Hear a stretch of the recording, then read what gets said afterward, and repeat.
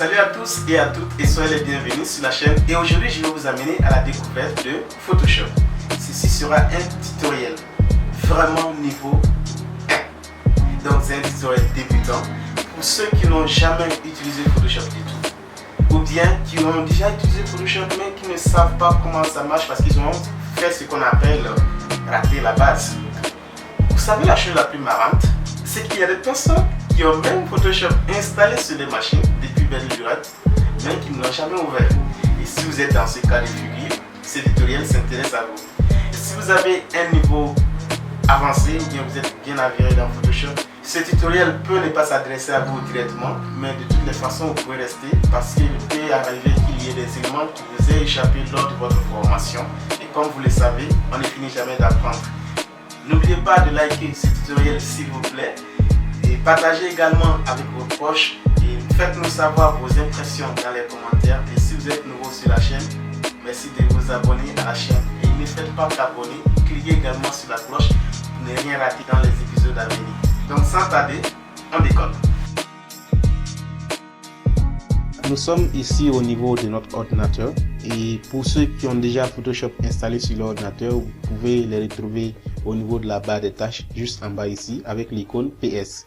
Il peut arriver que ça ne s'affiche pas au niveau de la barre des tâches, mais ça se trouve pourtant dans votre ordinateur. Pour cela, vous avez plusieurs options pour retrouver le logiciel Photoshop. Vous pouvez venir dans la barre ici, taper ici pour effectuer une recherche. Vous cliquez là une fois et vous écrivez Photoshop comme ça. Vous allez voir, ça va vous faire apparaître Photoshop à ce niveau.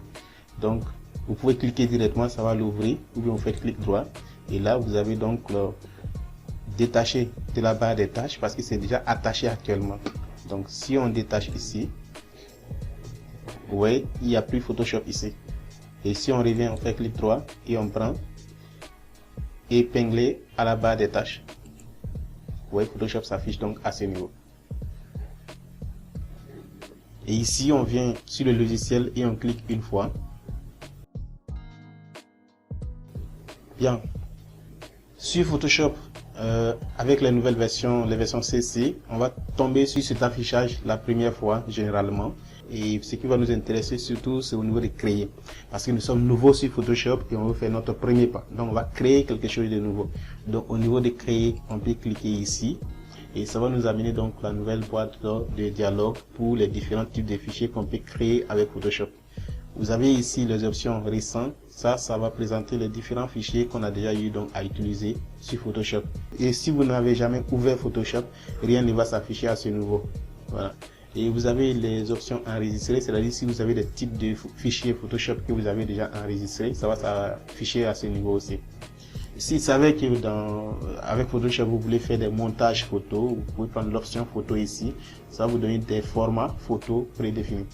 Donc au cas où tous ces formats là ne vous conviennent pas, vous pouvez suivre au niveau des impressions, ça c'est pour les types A4, A6, A5 pour les flyers et autres. Et c'est pareil pour illustration web, mobile et film et vidéo. Donc ce sont les différentes options prédéfinies.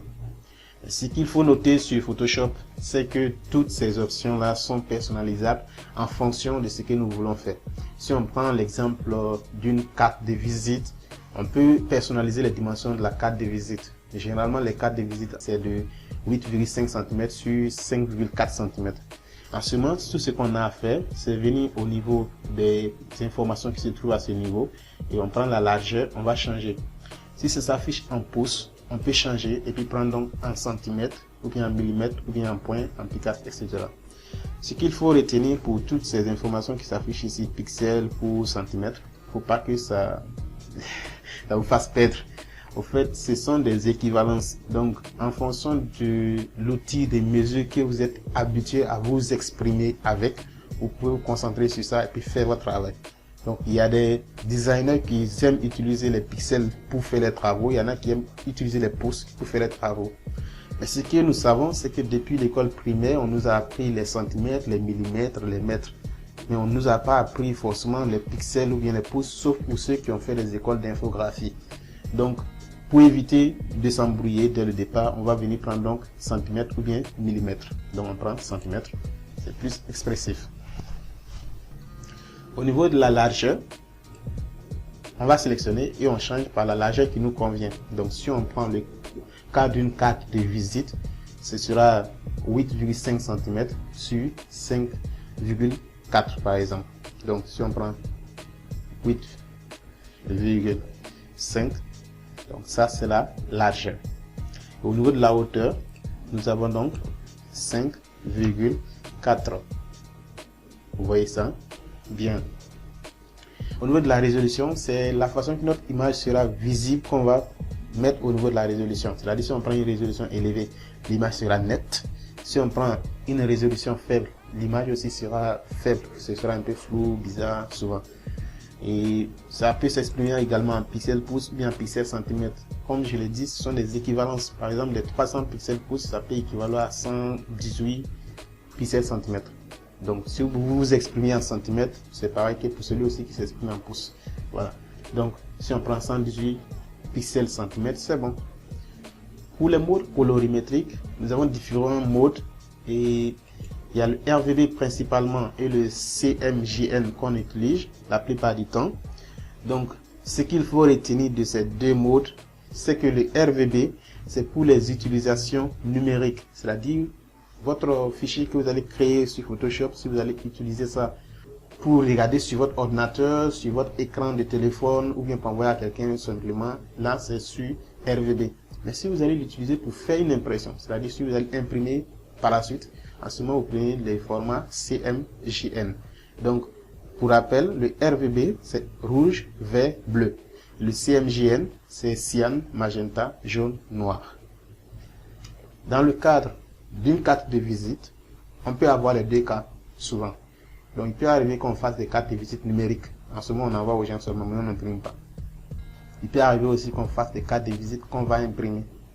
Si il s'avère qu'on va donc imprimer, on va prendre le mode CMJN. Et ici on va valider avec créer. Donc après avoir créé notre fichier, on tombe sur cet affichage. Et pour la formation d'aujourd'hui, on va s'arrêter ici. L'essentiel, c'est que vous puissiez déjà savoir comment est-ce qu'on ouvre Photoshop. Et à la prochaine vidéo, on va commencer à utiliser les différents outils qui se trouvent ici. Et voilà, nous sommes à la fin de cette vidéo introductive. On espère qu'elle vous aura plu. Et si c'est le cas, merci de nous laisser un like. Et faites-nous savoir vos impressions dans les commentaires si vous voulez voir ce genre de vidéos, si ça vous convient, si le rythme de la formation s'accadre avec ce à quoi vous vous attendez. Et la prochaine séance, on pourra donc utiliser vos avis pour pouvoir aller de la façon la plus convenable. Et merci également de partager la vidéo avec vos proches pour que plusieurs personnes puissent en bénéficier. Et n'oubliez pas de vous abonner à la chaîne et de cliquer sur la cloche. De cette façon, vous pourrez être informé de la prochaine vidéo. On se donne rendez-vous très prochainement pour une nouvelle aventure. Et pendant ce temps, restez inspirés. Ciao, ciao.